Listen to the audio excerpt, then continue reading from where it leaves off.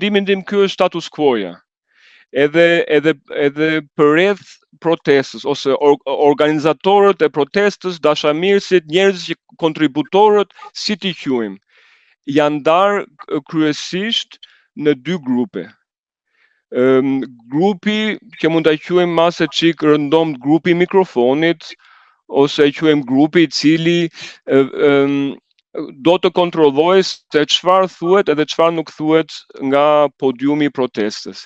Ai grupi shpreh frikën kryesisht që po të japim njerëzve politik apo partijak apo pranë partive apo çdo që duan të krijojnë një lëvizje, po t'ja japim mikrofonin atyre, kjo prishet, kjo fiket, edhe e shprehin si merak. Po brenda atit grupit, po ta quaj të merakosur, janë dy linja, edhe për këtë ju jap garanci. Logjikisht me argumenta, pastaj mund ta diskutojmë. Grupi i parë është ai realisht që ka frikë, edhe nuk ka shumë eksperiencë me lëvizje shoqërore politike, se si ato kulmojnë në një ndryshim real.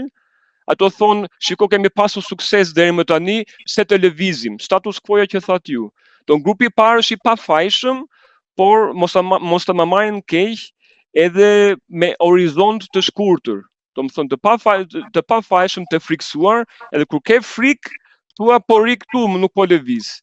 Edhe brenda atit grupi që e do status quo, mos të lëvizi protestat në asnjë drejtim, janë edhe ato që thashun linja ma linje. Do njerëz që i fryn kësaj frike, i fryn në internet, të grupi vet, në internet, në shesh, kapi mikrofonin, thonë, nuk duam politik, nuk duam lëvizje, ato e bëjnë me dashakejsi.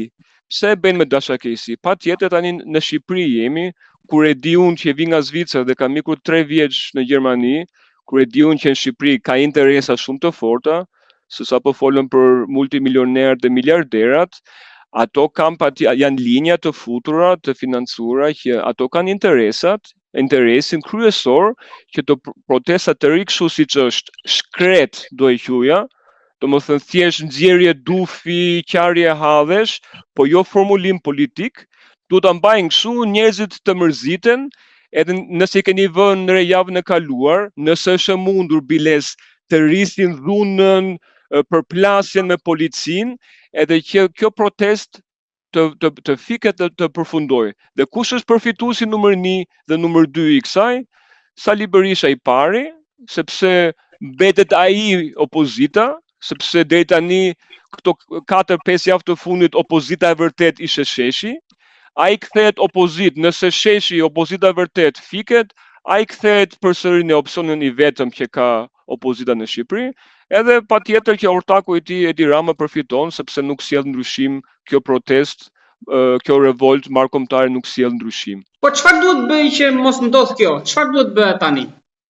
Ja, tani unë nuk e thash grupin tjetër. Grupi tjetër i cili do të lëvizi, edhe atit grupit i përkas unë. Nuk e di, në javën e kaluar kemi dalë edhe publikisht, kemi bërë mbledhje pune publike, grupi i punës për krijimin e kuvendit kombëtar. Pati shumë edhe debat pastaj, edhe sepse kjo protestë erdhi duke kërkuar transparencë, ndërkohë që nga një pjesë atyre që janë në shesh çdo ditë, u kërkua pikërisht kjo, që të bëj transparencë edhe për atë takim që ju bë, që një pjesë e cilësuan si të fshetë edhe ku morën vendime që sipas tyre nuk u konsultuan. Tani nuk e di si është i fshet, kur ne të gjitha kemi publikuar edhe fotot, edhe tekstin, deklaratën, ne kemi publikuar secili që ka marrë pjesë. Unë për shembull e kam në pin në Facebook, domethënë mesazhi i parë që ose shef të faqja ime. Mund të ketë qenë nga ata që prisnin që të ishin pjesa atij takimi, atij kuvendi aty, mini kuvendi, por nuk janë ftuar. Jo, shiko, këtë duhet ta sqaroj. Deri më tani nuk ka kuvend. Deri më tani ka një grup pune, të cilit i përkas unë edhe rreth 80 aktivista dhe njerëz të angazhuar të shoqërisë civile dhe të çdo lloj fushë, backgroundi akademik edhe të thash të them. Domethënë jemi një grup shumë divers, edhe jo ideologjik, Aty unë askën nuk e kam pyetur, ore ke ke votuar në të kaluarën ose çfarë ideologjie Shqipëria mbi partinë, mbi ideologjinë. Po, mbi partinë, mbi ideologjin. Pse? Sepse thash, nëse dorëzojmë një sistem, du të ndërtojmë një sistem tjetër, edhe aty bëhet kështu, bëhet from scratch anglisht, domethënë bëhet një vizë, kemi bërë çka kemi bërë deri tani, le ta fillojmë pastër nga e para. Domethënë jemi një grup rreth 80 vetash, të cilët nuk janë kuvendi kombëtar i qytetar, janë grupi i punës për ta ngritur këtë kuvend kombëtar. Edhe kuvendi kombëtar patjetër do thirret, edhe do thirret i hapur në mediat sociale, edhe do ftohen të gjithë. Pra, edhe deri më tani ju keni hedhur themelet e kuvendit.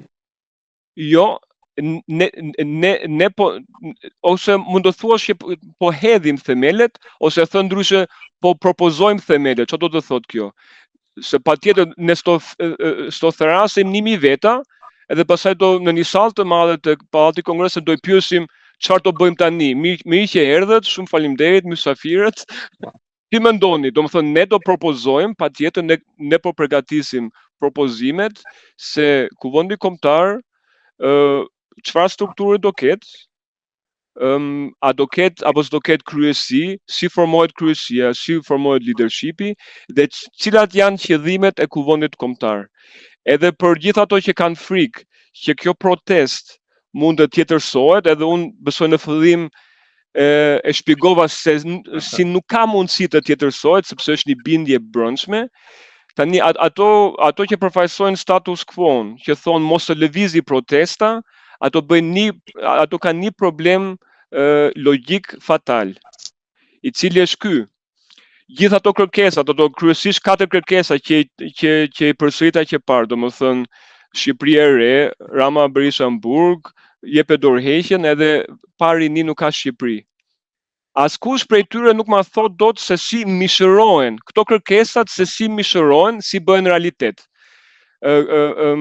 Grupi status quo thot, thjesht të rim këtu, 1 muaj, 2 muaj, 3 muaj, të bëhemi më shumë persona, ai një ditë do japi dorëheqje. Ajo s'ka për të ndodhur.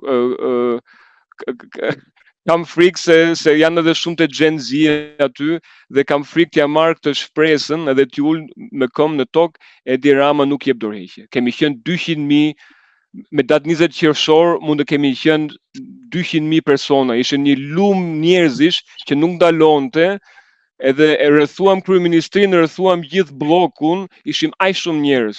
Ç'a ndodhi? Asgjë. Pse të ndodhi me 250? Pse të ndodhi me 300.000? Pse të ndodhi me nuk ka shifër që ne mund të sjellim në shesh, e cila e bën Edi Ramën të japi dorëheqje. Pra ju tani po shikoni goditjet nga brenda sistemit, pra të futeni brenda për ta goditur, se nga jashtë në këtë mënyrë me protesta jeni të bindur që ai nuk e jep dorëheqjen. Bravo. Sistemi, ose e thënë ndryshe mase çik më banale, loja është brenda stadiumit.